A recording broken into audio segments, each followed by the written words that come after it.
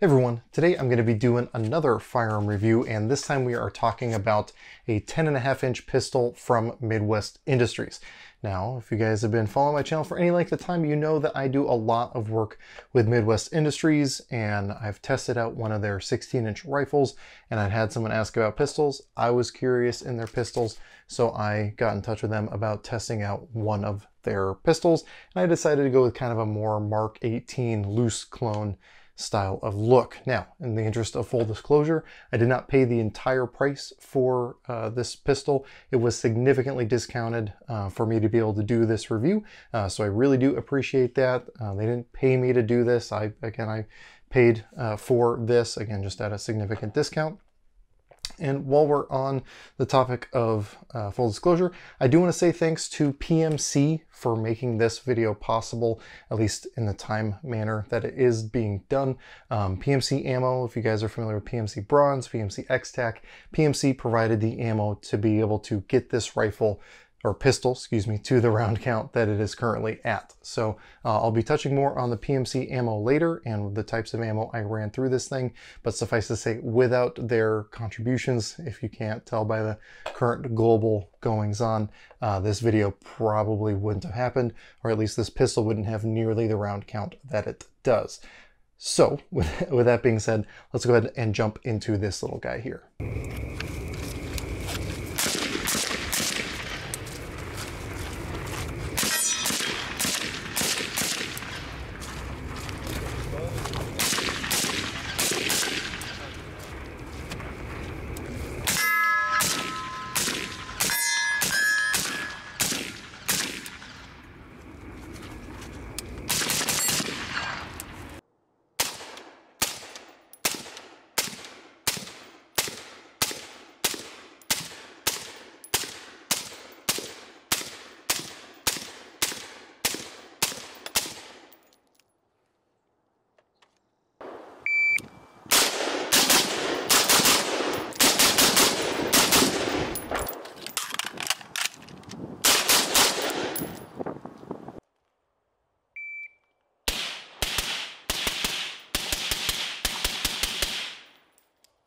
Now, before we get too in-depth into the different experiences and kind of testing that I did with this pistol, I'm going to go ahead and run you over kind of front to back how this thing is set up. So first of all, up here, normally they come with the standard A2 birdcage flash hider, which is perfectly serviceable. However, I pretty much immediately swapped it out to a Yankee Hill flash hider so that I can attach my Yankee Hill Turbo K.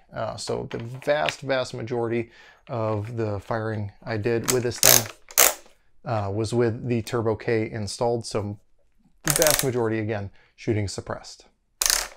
Now, moving back, you're obviously going to see a light and laser combo.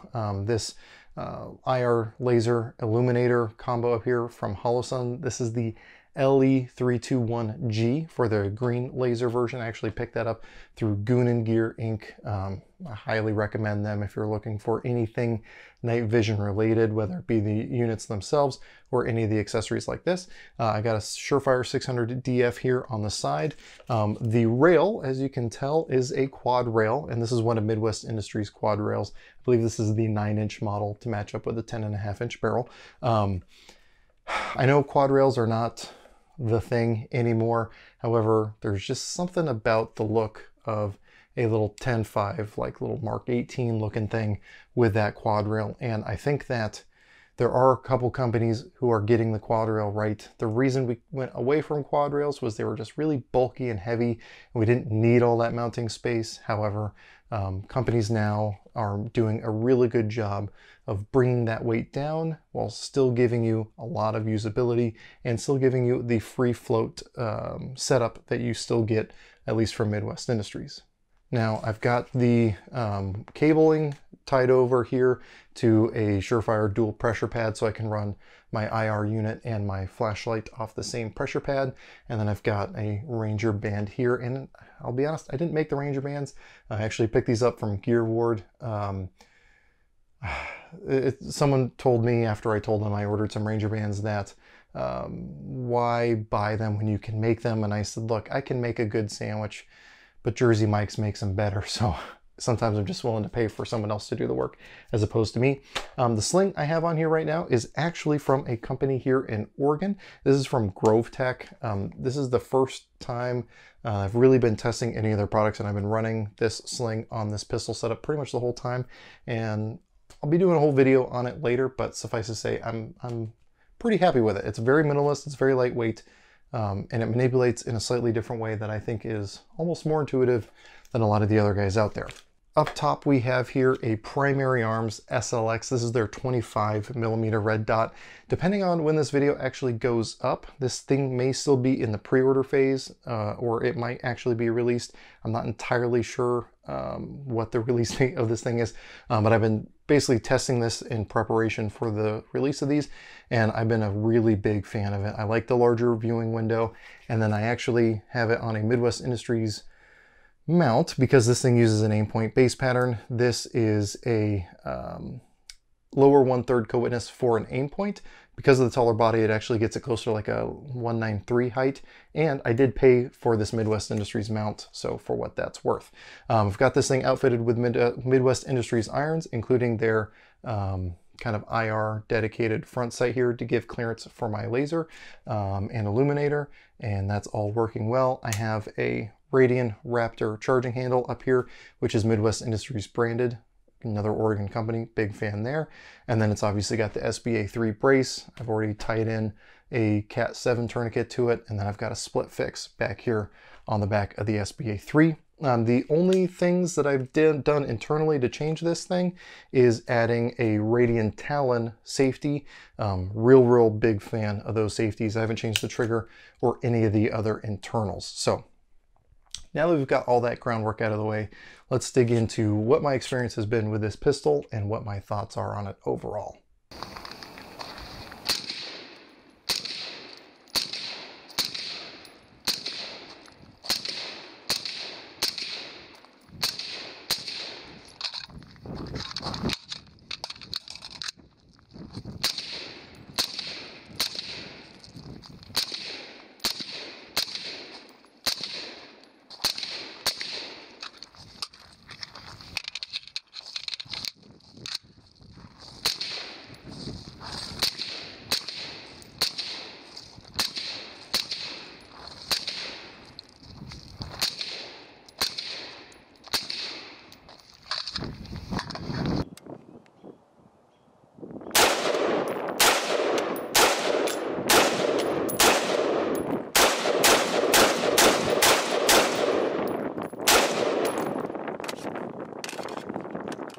So the Midwest Industries pistol here has about 1,000 rounds through it. Again, thanks to PMC ammunition.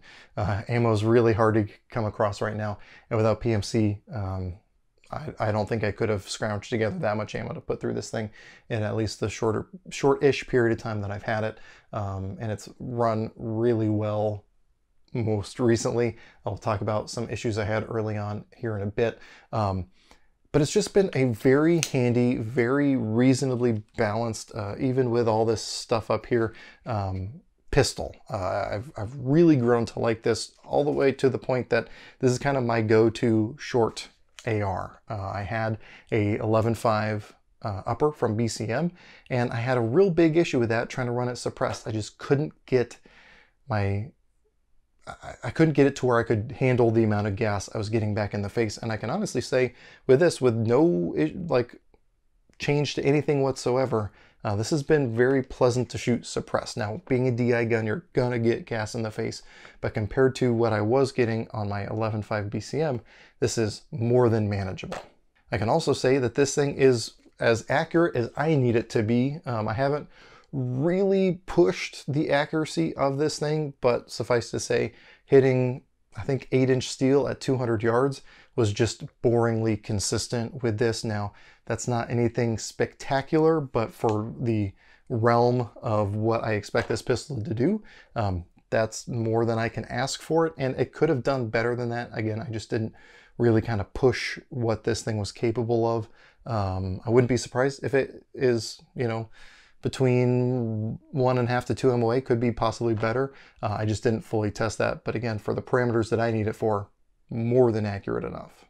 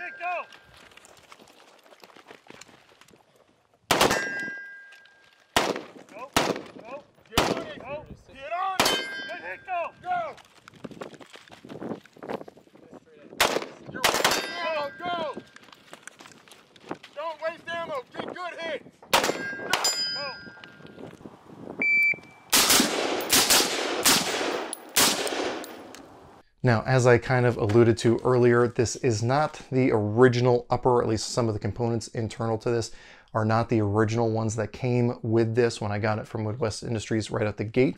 And I guess I'll put it this way. I had a bit of a learning experience with this upper. Now, I have a tendency to try to just assume that I can fix things and diagnose things myself, especially after taking an armorer's course. I feel like I should be able to remediate any situation that's going on. And right out the gate, I was having issues when I would go to do a bolt open reload. I'd stuff my fresh magazine in, hit the bolt release, and the round would just get caught on in the magazines, is what I thought at the time. And I assumed that maybe it's just a break-in issue. Probably once I get some more rounds through this, that'll kind of go away. And it didn't go away. And I kept experiencing this, and I thought, well, maybe it's the suppressors making everything dirty. So, you know, there's probably something going on in there. So I cleaned it a couple times, and I was still having this issue very consistently and very regularly.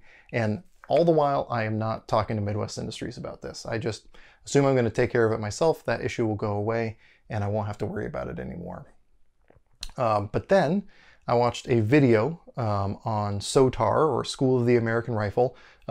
If you are super into AR nerd stuff, that's a fantastic channel to follow. He digs really deep into different components, but he was talking about a Sons of Liberty Gunworks. I guess it was an upper that someone had sent to him to diagnose an issue, and he showed the rounds getting caught on the feed ramps, not in between the receiver and the feed ramps and the barrel extension, but basically burrs in the barrel extension itself that were catching the rounds. And it was the exact issue that I was running into. And I figured, you know, the gunsmith that I work with could probably polish that up, no problem, alleviate the issue entirely. But I decided I'm going to talk to Midwest Industries, see how they want me to handle it, and see if they want to take care of it themselves. And of course, obviously, they did. So they had me send in the upper receiver back to Midwest Industries, and they were super responsive about it. They, you know, took care of it very, very quickly. Were in open communication with me the whole time. You know, I sent them video of the malfunctions happening, and they were pretty able to diagnose it very quickly. And then they sent it back to me with a brand new barrel and a new bolt carrier, just to make sure it was properly head spaced. Not that that's an issue I was running into, but, you know, cool thing for them to do in addition to swapping out the barrel. And since that happened, this thing has run flawlessly. Now, you might notice, it may not come across on camera, but a nice light coating of moon dust on this thing. I actually took this through a intermediate carbine class with Rogue Protection Group, who's normally out of Grants Pass, Oregon. This class was over in Bend, out at COSA, and man, it was just moon dust city over there, and everything got coated. In fact, a lot of my camera tripod and my camera itself that is filming this video is still coated in it, and it's actually causing some movement issues on the tripod, but the gun ran totally fine, totally flawless through the entire class. And that's not something that can be said about some of the other guns in the class. So that was kind of my litmus test of, okay, that was shortly after I got the upper back. Is this thing gonna run? And it ran flawlessly. And since then, I've put a lot of ammo through this. In total, through what's through it now, plus before sending it back in, we're easily at 1,000 rounds, probably closer to the 11 to 1,200 round mark. Again, thanks Pmc Ammo for making that possible. And again, this thing is just running really well, suppressed, unsuppressed, you name it, it'll kind of handle whatever I need it to, which is good because with things getting darker earlier now, finally, we're going to be doing a lot of nighttime shooting with this thing, and I need it to be ready to go for that. And again, all signs are good so far.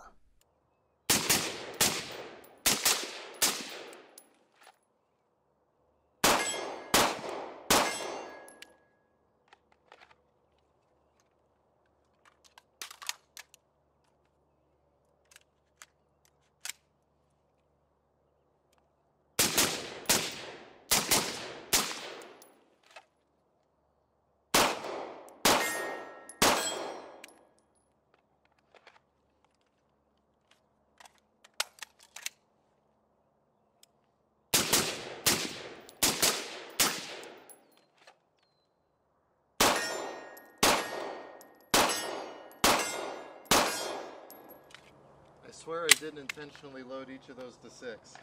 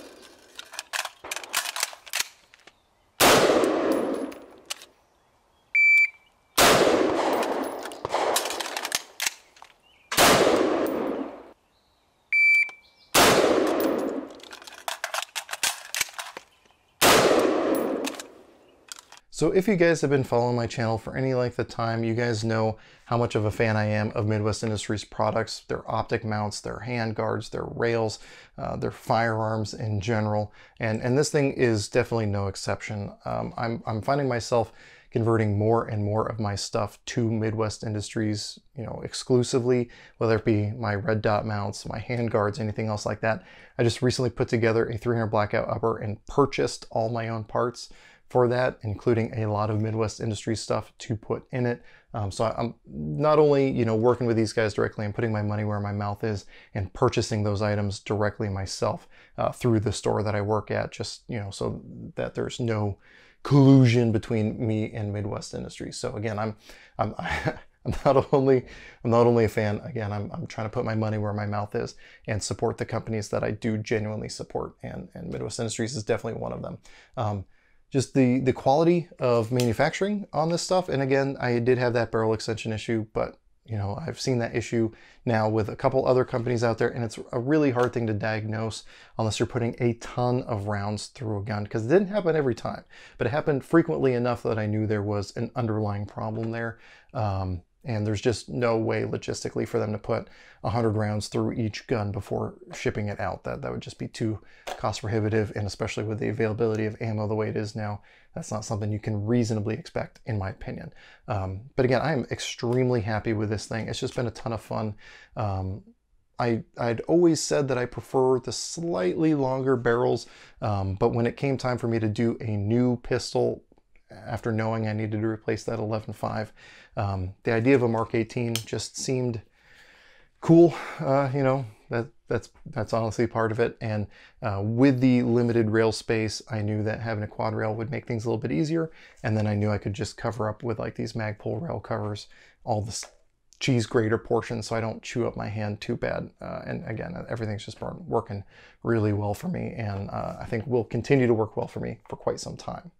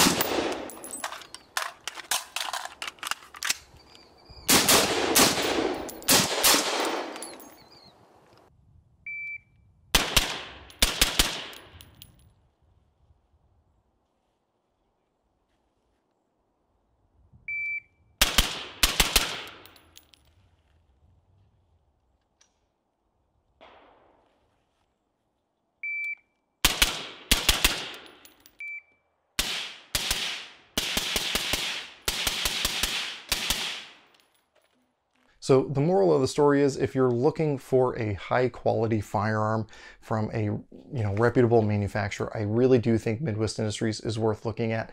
I know they're not on the cheaper end of ARs out there, but they are definitely good quality. Again, I did have an issue with this one, but they were very responsive to it when I talked to them about it. And honestly, I wish I had talked to them earlier instead of trying to self-diagnose and figure it out for myself. That's one of the best things about buying a firearm from a manufacturer, is you have that warranty and that company to fall back on. You don't have to worry about doing the isolation yourself, even though I tried to. I get a lot of people out in the store talking to me about building versus buying, especially for their first AR, and I constantly tell them, I think for your first AR, it's better to buy. If you have issues, you can go to the manufacturer. They'll take care of it. You don't have to figure it out. And in the end, you'll probably end up spending less money on it because you won't have to figure out what bits you like and don't like. And I think you're just going to be happier with the end product. Once you have a little bit of experience under your belt, by all means, build to your heart's content, but I really think that buying from a reputable manufacturer is a good way to go. Midwest Industries has just been a stand-up company. I've heard a lot of stories about them helping out customers in trouble many, many times, and they've definitely come to my aid more than once, and again, in allowing me to bring something like this to you guys. So if you have experience with Midwest Industries, firearms especially, but any of their stuff, definitely throw that in the comment section down below. I never want my own perspective to be the only one out there. I don't think there's too many videos out there about their pistols, so anyone's experience is more than welcome. Please let me know what your feedback has been and what your thoughts are of them, whether as a company or as a manufacturer of quality components for ARs, AKs, etc., etc. Again, I do want to say thanks to Pmc Ammo. I know ammo is scarce right now in general, but if you can find Pmc Ammo, it's ammo I've honestly been shooting for years and years and years already. And then talking to them at SHOT Show 2020, they said that they wanted to support my channel and make some videos able to happen. And this was before all the panic buying started. Little did we know where we'd be at a couple months later.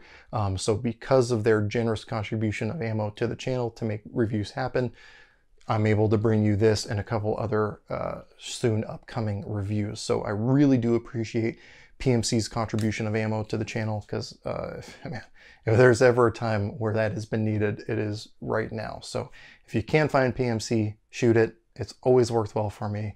I don't know. There's nothing much else to say that I've been shooting literally thousands of rounds of it for years and cannot think of a single issue I've had in that time. So again, if you have any questions, comments, or concerns, throw that in the comment section down below. I do want to also say thanks to my patrons over on Patreon for helping make videos like this happen. Because of their contributions over there, I do post all my content over there early. We do exclusive content, we do live streams, we do all my Q&A questions come from Patreon. So if any of that stuff sounds interesting to you, or you just want to financially support the channel, definitely check that out. But anyway, I'll get off my soapbox now about that and say, as always, I hope you got something out of this video, and I really appreciate you watching.